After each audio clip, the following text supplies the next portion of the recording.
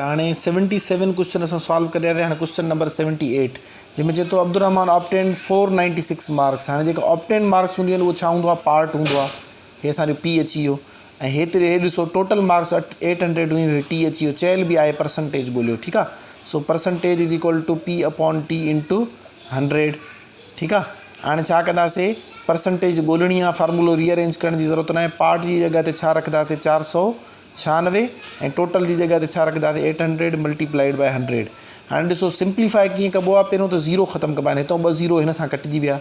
यानी असां हिनखे जेकॾहिं सिंप्लीफाई करे लिखूं त 496 डिवाइडेड बाय हिते 8 बचो, मल्टीप्लाइड बाय 1 बचो। 1 लिखण जी ज़रूरत न आहे, 2 ज़ीरो कटिजी विया न, बाक़ी 1 बचो। सो 1 लिखण जी ज़रूरत न आहे। हाणे तव्हां ॿिनि जो खोड़ो हणो बि तव्हांजी मर्ज़ी, ठीकु आहे। 8 × 48 डायरेक्ट 8 जो खोड़ो हणो तॾहिं बि तव्हांजी मर्ज़ी। नॉर्मली जीअं मां तव्हांखे चयो आहे त एग्ज़ाम में अहिड़ो तव्हांखे ॾींदा आहिनि जंहिंजी कटिंग आसानी सां थींदी आहे। हाणे हेठों 8 बचो आहे त तव्हां अंदाज़ो हणी सघो था पिया त 8 जो खोड़ो डायरेक्ट वेंदो। तव्हां ट्राए कयो, नथे त पोइ खणी 2 जो हणी ॾिसंदा कयो, ठीकु आहे। ॾिसो 8 जो खोड़ो हिन ते हिकु दफ़ो, हाणे पहिरियों त अहिड़ी ॻाल्हि आहे 49 ते हणंदासीं, 49 ते पूरो न वेंदो। 8 × 48, ठीकु आहे। 8 जो खोड़ो घणा दफ़ा वेंदो, 6 दफ़ा।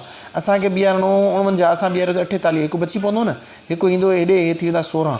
हाणे वरी 8 जो खोड़ो हिन ते घणा दफ़ा वेंदो, 2 दफ़ा। इन जो मतिलबु आहे टोटल कटे सटे 62 दफ़ा वेंदो। यानी परसेंटेज घणी बीठी, 62%। यानी कि अब्दुल रहमान 496 मार्कूं हासिलु कयूं, टोटल मार्कूं हुयूं 800 ऐं परसेंटेज घणी अची वई, 62%।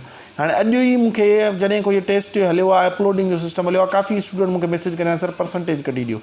सो they are unable to even determine percentage of their marks. यानी मार्क्स जूं परसेंटेज कढणु उनखे न ईंदी आहे and they are candidate for the PSC and GST। ऐं जेको आहे सो उहे चाहिनि था असांखे जॉब मिले त उनखे हे सिंपल क़िस्म जा क्वेश्चन नथा अचनि, ठीकु आहे। सो उन्हनि ॾे मूंखे न आहे ख़बर उनजी ग़लती आहे या न आहे, बहरहाल उन्हनि न सिखियो आहे। ऐं इहे शयूं एटलीस्ट तव्हांखे अचणु खपनि, त पंहिंजूं मार्कुनि जी परसेंटेज कढणु त अचे न, हे तरीक़ो आहे। अच्छा, हाणे अचूं था पिया हे कलीम आहे, मां हिनखे शॉर्ट में लिखियो आहे स्टेटमेंट खे। चए थो कलीम जी इनकम आहे 6000 टोटल इनकम, त ऑब्वियसली हे टी थी वेंदो। सेविंग 15% आहे, त हे असांजी छा थी वेंदी, परसेंटेज।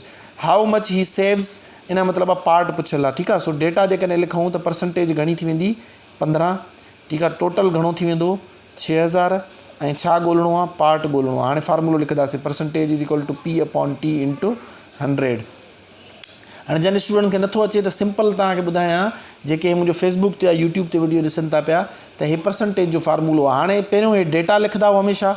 डेटा जो मतिलबु हूंदो आहे गिवन डेटा, यानी तव्हांखे जेका शइ मिलियल आहे, हे टोटल हुनजी इनकम आहे त हिनखे टी चवंदा आहियूं, यानी टोटल। हे परसेंटेज जी निशानी ऑलरेडी ॾिनल आहे, त इन में असां सम्झी वेंदासीं त हे छा आहे, परसेंटेज गिवन आहे। ॾिसो मां लिखियो आहे परसेंटेज 15, टोटल 6000।